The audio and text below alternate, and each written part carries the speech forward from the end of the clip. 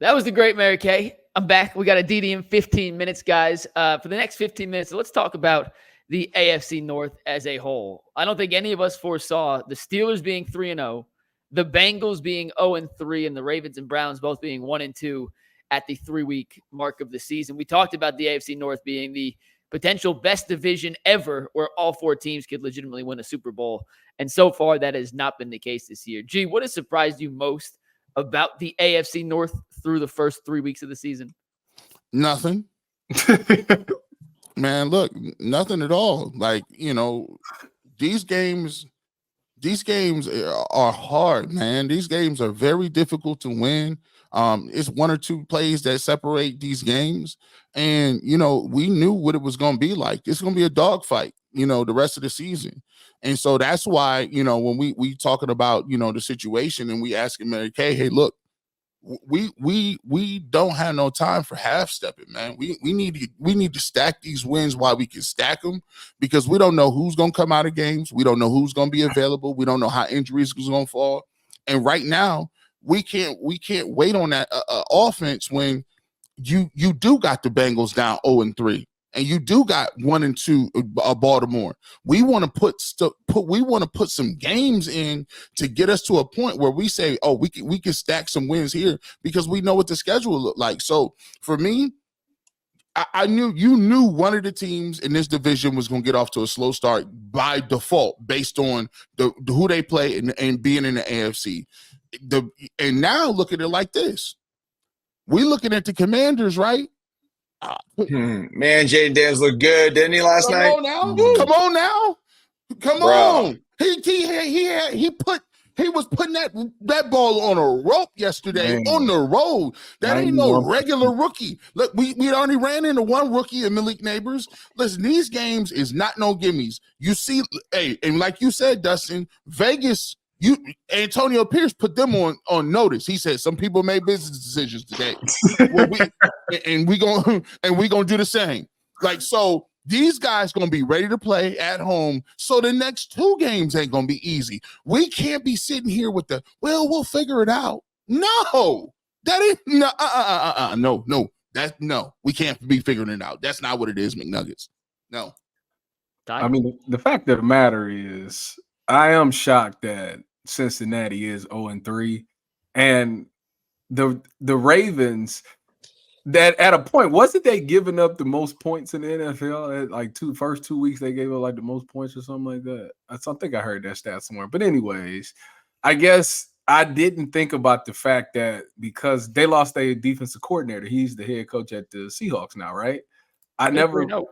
I never put into consideration that the defense would take a step back over there, because for so long they've always been good defensively, and I think that's the reason why they're 1-2 is because their defense hasn't been playing as good as they're supposed to be. So those two teams are shocking to me. The Steelers thing to me is something that, if you know who Mike Tomlin is, like, it's not that shocking because he always gets the best out of his guys. And it's just something about that defense. They know it because they know who they are. That's what it is. Out of everybody, they know exactly who they are. They know that defense has to hold them teams to a certain amount of points because they know what the offense looks like. It ain't been good since Ben left the building. So they know defensively coming in, the mindset is if they score more than 14, like, it's going to be hard to win these games, or we better score on defense, or we better do everything we can. And they've stuck to their motto. Like, that's just what it is. So it's not shocking. I don't know if it's going to be sustainable for them to, like, I ain't saying they're going to win 13 games this year or something like that. They could, but it's not shocking that they 3-0. Well, I mean, the one surprise to me, I should say this. It's a surprise to everyone else. It's not a surprise to me. It's Pittsburgh, like, they are always right there no matter what. And when you count them out, that's exactly when they start to thrive. I'm not like all out on Cincinnati because I do think their offense is good and they'll have a chance. That was a really weird game last night. And I think Jaden Daniels might be the franchise quarterback that Washington thinks that they drafted. Baltimore, they're just a damn good football team. You know, they've had some rough goes. Their loss to Vegas, I think, by the way, the Vegas win against Baltimore sort of put them in a tough spot against Carolina, which makes me even more worried about this weekend's game for Cleveland, because that was a letdown game, I think, for the Raiders on Sunday against Carolina. But so your three teams, the Browns, I mean, Browns are disappointing right now. It is what it is, boys. I mean, it's gonna be a tough year. Nothing's over. Nothing's been decided through 3 games, but I think we have a good feel for where the Browns could go or are going. And I do think Pittsburgh at some point will take a step back. But Baltimore, to me, looks like the most complete team, with Lamar Jackson just being able to kind of do whatever he wants. What's new? And really quick, McNuggets, the thing that makes you feel good about a 0-3 and 1-2 team in the division in the Cincinnati Bengals and the Ravens is because you know what the quarterback is about. You already know, like, you know what Lamar Jackson brings to the table. That record could look all you want it to look like. Like, it could be 2-something. But guess what? When Lamar Jackson steps on the football field, all that go out the window because you know what he's going to do. Joe Burrow he got the ball in the fourth quarter. You know what Joe Burrow is capable of. So that's what it makes you feel like they're never quite out of it, because they know what they got at quarterback. For the Browns, it's different. We don't know. Like, we still working on some progress to getting the quarterback playing a certain level of football. So when stuff other than around him start going wrong, of course we gonna panic. What else we gonna do? Like, we ain't got no life raft, and I don't know how to swim. If we're talking just the AFC North, the Steelers being 3-0, despite scoring a grand total of 41 points and 3 wins is pretty shocking. Like, they have not played well offensively. Their defense has been incredible. They've allowed, in those 3 games, 26 points total. They have the elite defense that a lot of us thought the Browns could have this season, and they're winning games without an offense because their defense has been so incredible. I didn't see a world where they'd be 3-0. I'm surprised based off the schedule. I mean, you look at Cincinnati's start to the season. The Patriots are supposed to be one of the worst teams in football. They run the ball all over Cincinnati. You lose to the Chiefs, okay, and then you lose on primetime to a rookie quarterback who is obviously playing out of his mind. He played awesome last night. Crazy stat, and let me pull it up. In 3 career games, Jaden Daniels has now had 2 games where his team scored on every possession minus kneel downs. In 3 career games, 2 of them he's had it. When you take this other stat, ready? Brady, Breeze, Peyton, and Mahomes combined to do that twice in 1,094 starts. Jaden Daniels has done it twice in his first 3. So he's playing out of this world, but that's a stretch where the Bengals, I thought, had to capitalize, and for them to be 0-3, pretty surprising.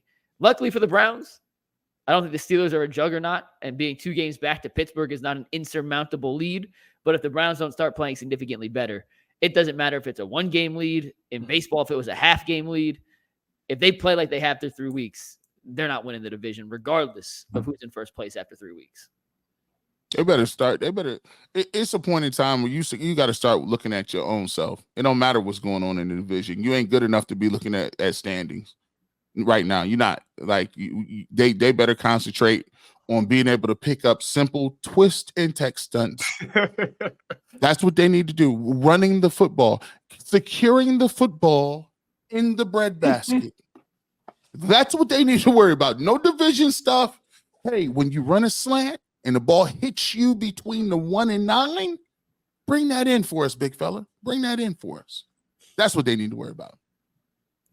I mean, that ain't wrong. I mean, you know what the sick thing is? We doing all this bad shit. They're going to put up like 30 points, though. I hope. I wish. It's possible. You saw Carolina do it. They're going to put up like 30 points, man. It is Carolina. Dustin, I'm telling you. I wish we had Chuba Hubbard right now, though. Man. This is the problem. Would you take Andy Dalton right now, Dustin? Yes. This is the problem. The ball, man. Just run the ball. It's really bothering me. The teams that's really becoming like successful is running the ball right now. I'm gonna speak for the fans a little bit. I can see why the fans be salty. I can see why the fans be booing. Because here's the thing. I listen, I'm an emotional creature as myself. And if you were to watch that game yesterday in Washington, Dustin, you just saw Jaden Daniels look like a beast. But then you just watched the game where Sam Darnold is just him now. Then you watched another game where Andy Dalton, I think both of y'all played against Andy Dalton. That's how old he is. I think both of y'all got snaps against Andy Dalton, and he throws for 300 plus.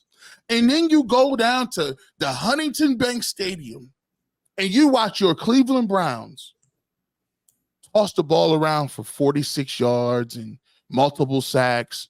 After a certain period of time, you think, I'm tired of getting punked. I'm tired of getting punked right now. And I'm watching all these other games where people is running wide open, touchdowns are coming aplenty from the heavens, and we are sitting here with more sacks and more penalties and more turnover. It's just after a while it get annoying, and you start to be like, you know what, this whole thing, I'm starting to re-question the whole situation. Shut the whole cookie operation down. I don't know if we got a coach, a coordinator, a quarterback, an offensive line, nothing. After you start seeing other dudes ball out that you seen be terrible, Tyvis, you feel a certain type way, don't you? Gee, I mean, I do. Yes, to answer your question, yes, I do feel in some type of way. But to me, it boils back down to the whole situation where I think they just tried to make something happen that realistically it's not happening. You know, it boils down to the decision to go get Deshaun. Where I'm laughing. Why is he doing? Don't make me laugh. It boils down. You want me to jump it? You want me to save you? No. Give your boy a raft. Give him a paddle right now. This is wild. Because it boils down to the decision. Because I think about the two opposite ends of the play style of the play style of Deshaun and the coaching of Kevin. Like those two don't match, and I just feel like that those two, you get them two in the same building, and you say, you know what, make it work. We pay you both enough money, so make this thing work. And to me, it just seems like it's two people that don't really want to conform. And don't get me wrong, Kevin he's tried the most. I think out of both of those two, I think he's tried the most to try to conform his thoughts, but it's just not. It's not it. Like, and you can't fire neither one because you're paying both of them, and both of them are really good without each other. Like Deshaun in Houston was really good. Kevin Stefanski without Deshaun was still really good. So it's like if you put them together, it should work, and it's just not. And that's just kind of where we are right now. And I'm not giving up on the experiment because they could come out after they drop this 30 points on Sunday. Y'all gonna be like, "Oh, we back." So they got to figure it out, though.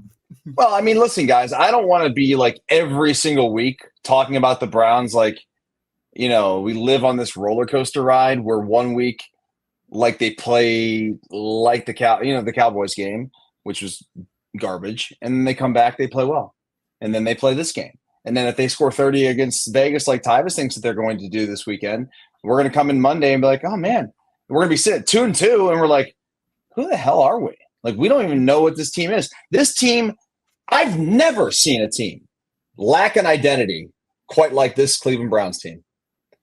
Because they want to be a tough-nosed team, hard-nosed team that runs the rock. They can't.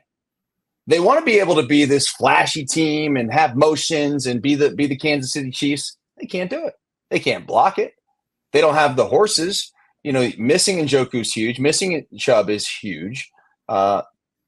Again, they've got to figure something out because they're sort of, you know, their hands are tied behind their back right now with what they can do. Find out something you do well and do that. Can we just do that? I couldn't have said it no better. That's all we want, man. Find me one or two things, bro, that you do well, and build off that. You gotta, you know how it is when you're getting blown out by somebody and somebody say, guys, throughout the first three quarters, we're starting next week right now. We're gonna find something in this fourth quarter that we do well. We're gonna run the ball, or we're gonna find some positive things. We got like a stop somewhere. Like we're gonna find something that we gonna hypnotize ourselves with and give us some hope that we can get this thing turned around next week. But if you can't find none of it, and I'm not trying to be doom or gloom, I just think, Dustin, we've been doing this thing 14, 15 years, doing radio stuff and covering the Browns, and all the people want is consistent. All pro or hell no, man. And we've been saying hell no all the time. The whole hell to the no. Hell to the no. No, we're not gonna get this win. No, we're not gonna get. We just y'all- want competent play. Do y'all think that this right here, if I'm Nick Chubb, don't you think this kind of puts pressure on him to like try to ramp it up to try to come back maybe a little bit early? But see, I don't want that though. It's not fair to Nick Chubb. Yeah, but like it certainly is a factor. That's weak. See, y'all just say that about, now you about to have this man. You about to have this man come out there 1 or 2 weeks early to try to save y'all. It's not, y'all just said about Jed Wills. Why don't y'all say that about Jed? He tried to come and save us, right? It's not just Chubb, but it's Miles playing through injuries. A lot of these guys. Aditi's gonna hop on in 1 sec. So I want to get these super chats out of the way real quick.